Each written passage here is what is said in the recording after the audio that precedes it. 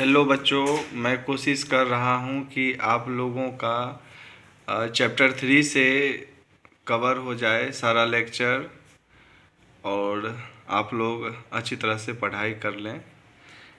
तो मैं कुछ कोशिश कर रहा हूँ ताकि आप लोग को पढ़ने और समझने में कोई दिक्कत ना आए, ठीक है। तो यहाँ पर आप देख रहे हैं कि सबसे पहले हम लोगों को पढ़ना क्या है। हम लोग को सबसे पहले चैप्टर 3 का इंट्रोडक्शन करना है। चैप्टर 3 में हम लोग को क्या क्या पढ़ना है वो देख लेते हैं। देखिए, चैप्टर 3 में सबसे पहले हम लोग को पढ़ना है पुरुष जनन तंत्र, मेल रिप्रोडक्टिव सिस्टम। फिर पढ़ना है स्त्री जनन तंत्र, फीमेल रिप्रोडक्टिव सिस्टम। फिर पढ़ना है युग्मक जनन, गैमिटोजेनेसिस। फिर पढ़ना है आर्तव चक्र, मेंस्ट्रुअल साइकिल। फिर पढ़ना है निषेचन एवं अंतरोपण, फर्टिलाइजेशन एंड इम्प्लांटेशन। फिर पढ़ना है सगर्भता एवं भ्रूण परिवर्धन, प्रेगनेंसी एंड एम्ब्रायो डेवलपमेंट। फिर पढ़ना है प्रसव एवं दूसरवन, पास्चुरेशन एंड लैक्टेशन। इसमें सबसे पहला टॉपिक जो हम लोग को पढ़ना है वो है पुरुष जनन तंत्र, मेल रिप्रोडक्टिव सिस्टम। चलिए हम लोग मेल रिप्रोडक्टिव सिस्टम को समझने की कोशिश करते हैं कि मेल रिप्रोडक्टिव सिस्टम एक्चुअल क्या है। देखिए, मेल रिप्रोडक्टिव सिस्टम को सबसे पहले हम नॉर्मली जो सामान्य संरचना है जो आप लोग बना सकते हैं उस तरह से मैं ड्रॉ किया हूँ।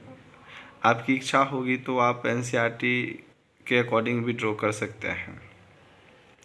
पुरुष जनन तंत्र में सबसे पहले आप पुरुष जनन तंत्र का संरचना देखिए कि किस तरह से पुरुष जनन तंत्र का संरचना है, ठीक है। और फिर हम लोग आगे बढ़ेंगे।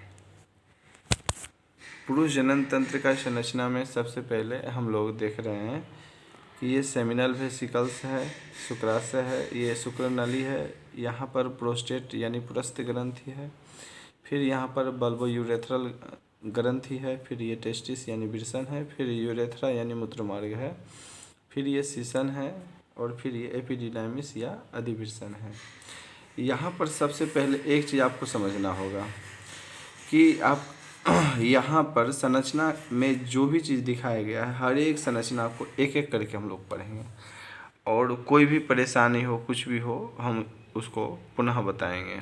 सबसे पहले यहाँ पर हम लोग क्या देख रहे हैं, लिखा है कि पुरुष जनन तंत्र शरीर के श्रोणि क्षेत्र या पेल्विस रीजन में अवस्थित होता है। श्रोणि क्षेत्र या पेल्विस रीजन क्या है, सबसे पहले इसको समझिएगा, तब समझिएगा कि पुरुष जनन तंत्र आखिरकार शरीर के श्रोणि क्षेत्र में या पेल्विस रीजन में कहाँ होता है। तो आप ये देख रहे हैं शरीर का ये उदरगुहिया भाग है, ये वाला भाग क्या है, एब्डोमिनल कैविटी है, उदरगुहिया कह सकते हैं भाग है। अब ये उदर गुहा है, ठीक, उदर गुहा, और इस उदर गुहा के ये वाला भाग को बछन नाल भी कहा जाता है, ठीक है। उदर गुहा के ठीक नीचे जो स्थित होता है वह श्रोणि क्षेत्र कहलाता है। ये क्या कहलाता है, श्रोणि क्षेत्र, श्रोणि क्षेत्र। और ठीक है, श्रोणि क्षेत्र में ही इसके नीचे स्थित होता है कौन, वृषण कोश, जिसको स्क्रोटम कहते हैं, जो कि आप स्पष्ट देख रहे हैं कि उदर गुहा के वृषण कोश जो है यह उदर गुहा के बाहर स्थित होता है एक थैलीनुमा संरचना में, ठीक है।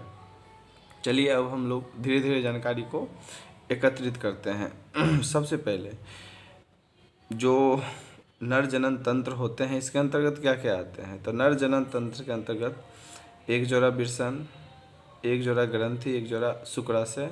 ग्रंथि के अंतर्गत हम लोग देख रहे हैं कि पुरस्थ ग्रंथि, बल्बो यूरेथ्रल ग्रंथि।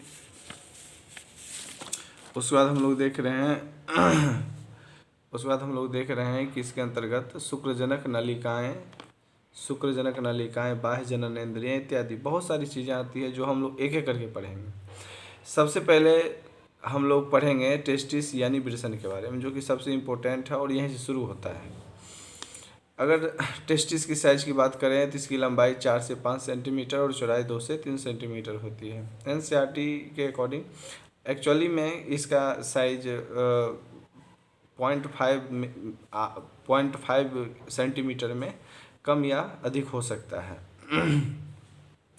अब यहाँ पर हम लोग देखते हैं कि वृषण को नर जनन अंग या नर प्राथमिक जनन अंग कहा जाता है, यानी वृषण को प्राथमिक जनन अंग माना जाता है, नर प्राथमिक जनन अंग।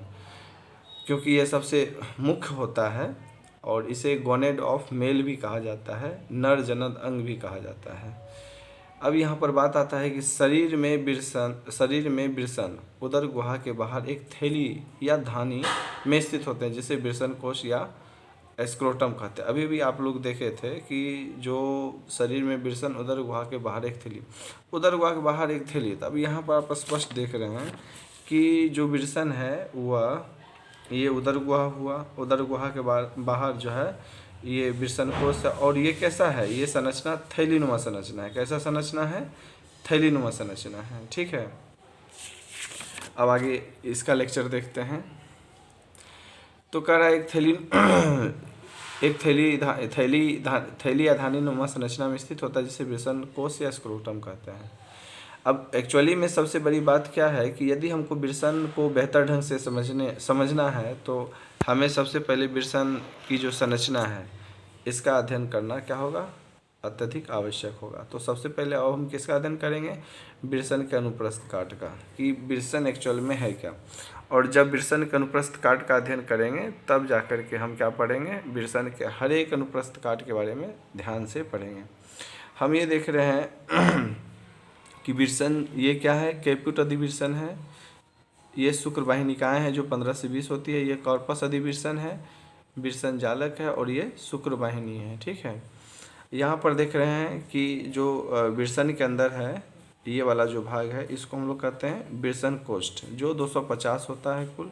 और वृषण कोष्ठ के अंदर जो नलीनुमा संरचना है ये वाला, इसको कहते हैं शुक्रजनक नलिका। ठीक है, क्या कहते हैं, शुक्रजनक नलिका कहते हैं। ठीक है, अब हम लोग देख रहे हैं कि वृषण कई भाग में बटा है, जैसे ट्यूनिका वेजिनालिस, इसके वृषण के कुछ स्तर हैं, यानी वृषण जो है कवर रहता है, ढका रहता है, जिसमें एक भाग है ट्यूनिका वेजिनालिस, एक भाग है ट्यूनिका एल्बुजिनिया, एक भाग है ट्यूनिका वेस्कुलोसा। ठीक है, तो ये हम लोग देखें कि ये वृषण की क्या है, संरचना है। ठीक है, अब प्रत्येक वृषण के प्रत्येक संरचना को बेहतरीन ढंग से हम लोग पढ़ेंगे। ठीक है, तो आज का लेक्चरर यहीं तक हम रखते हैं और आप लोग से उम्मीद करते हैं इसे आप रोक करके अच्छे तरह से रीड करके अच्छा से नोट्स तैयार कीजिएगा। ठीक है, और जो भी इसमें कमी हो हमें बताइएगा कमेंट करके, या आपको ये कैसा लगा ये हमें बताइएगा, और हमें क्या सुधार करना चाहिए, क्योंकि ये प्रारंभ है, मेरा स्टार्ट है।